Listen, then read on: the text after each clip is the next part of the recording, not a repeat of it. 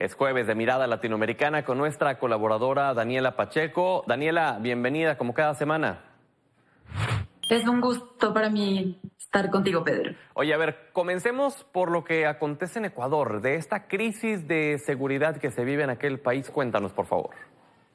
Mira, lo has dicho muy bien, el Ecuador vive una crisis de seguridad sin precedentes. Conversábamos hace algunas semanas en este mismo espacio de que el presidente de ese país, Guillermo Lasso, es el presidente con la peor aprobación en América Latina. Solo el 10% de la gente de ese país aprueba su gestión. Y sin duda alguna, la seguridad es el rubro con el que peor lo califican. Ecuador cierra el 2022 con el peor registro de violencia criminal. Eso quiere decir que en el país se reportaron más de 4.000 muertes violentas y esto equivale a 25 homicidios por cada 100.000 habitantes. Esto ha provocado el incremento en un 80% respecto a años anteriores. ¿Qué pasa? Ecuador se convierte entonces en el país con mayor crecimiento de violencia criminal en 2022 en toda América Latina, y si a esto además le sumas la crisis carcelaria, en donde desde el 2020 han muerto más de 400 personas privadas de la libertad al interior de las cárceles, el hecho más reciente hace algunos días, donde 6 personas aparecieron colgadas en una cárcel en Guayaquil, pues el resultado es nefasto.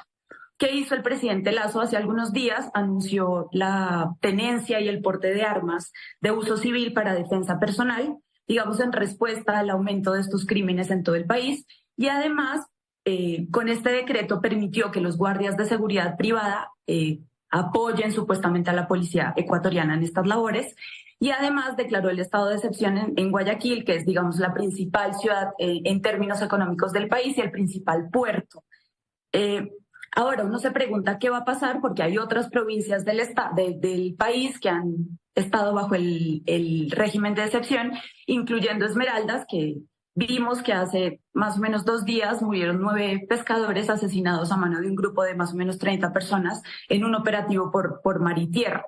Entonces, ¿cuáles van a ser los resultados? Uno pensaría que más de lo mismo. Lo que ha pasado con estos regímenes de excepción es que tras 2 o 3 semanas disminuyen, digamos, un poco los índices de violencia, pero una vez se retira las Fuerzas Armadas o la policía ecuatoriana, vuelven digamos, a como estaban antes, o inclusive estos crímenes se desplazan hacia otros lugares del Ecuador. Claro. Por ejemplo, era muy común que Guayaquil fuera la ciudad donde se produjeran la mayor cantidad de extorsiones, pero con el tiempo se ha ido desplazando, por ejemplo, a la capital ecuatoriana, que es Quito. Claro. El porte de armas en Ecuador estaba, digamos, hace parte de la legislación, pero en el 2009 el expresidente Rafael Correa lo prohíbe, y hoy el presidente Guillermo Lasso lo reaviva. Ahora, uno se pregunta, ¿mejora realmente la seguridad pública si la gente está armada? Y si uno revisa no solamente los Estados Unidos, sino América Latina en general, la respuesta es no. La seguridad no viene dada por acumular armas, sino por resolver los conflictos sociales que están generando esa inseguridad. Y eso es, digamos, lo que no ha pasado en el Ecuador, eso es lo que no está pasando en otros países como El Salvador, por ejemplo. Lo vimos mucho antes del gobierno de Nayib Bukele, cuando se emprende esta guerra contra las drogas, que se empieza a armar la gente. Lo vimos en México en la famosa llamada guerra contra el narco. Lo vimos en Colombia con la creación de los grupos paramilitares, y la respuesta sigue siendo la misma, no se resolvió de fondo. En cambio, sí tienes un problema de posible expansión del mercado de armas. Si uno ve las cifras de Ecuador, según el índice global de crimen organizado, la segunda economía ilícita más exitosa es el tráfico de armas. Entonces, esto muy seguramente va a convertir o va a significar una entrada grande para el tráfico interno de armas, pero también para que se dé una escalada armamentística de estas organizaciones delictivas.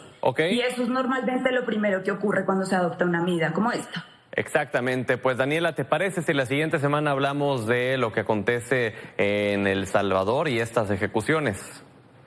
Claro, estaremos hablando de ese tema, Pedro. Gracias entonces, mientras tanto, por la participación del día de hoy.